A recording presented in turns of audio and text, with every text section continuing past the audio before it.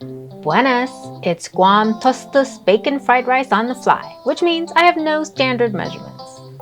Throw a Chief Godel-sized handful of chopped onions in a pan that's preheated with real lard or your choice of oil. Onions are soft, but I want more lard. Chief Godel was a legendary chief of the village of Inalahan on Guam.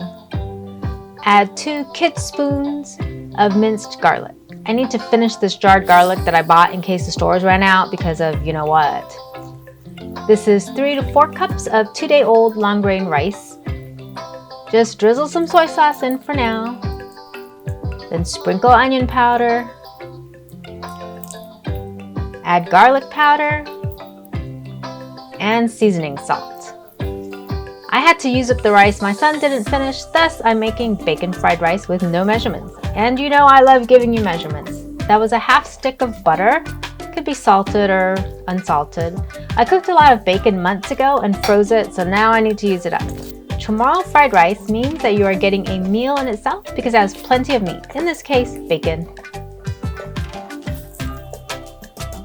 If the rice looks a little dry, add a bit more lard or oil. Incorporate well. Now don't scrape the bottom anymore. See here? It will start to stick and crisp on the bottom of the pan. Leave that alone. And you need a regular pan like this, not a non-stick one. Add scrambled eggs. This was 6 eggs, FYI. Use a spoon to fluff and don't scrape the bottom. Let's get some crispy bits. Oh my goodness. That's gonna be yum. Don't normally put this much oil in my fried rice, but today, it's okay.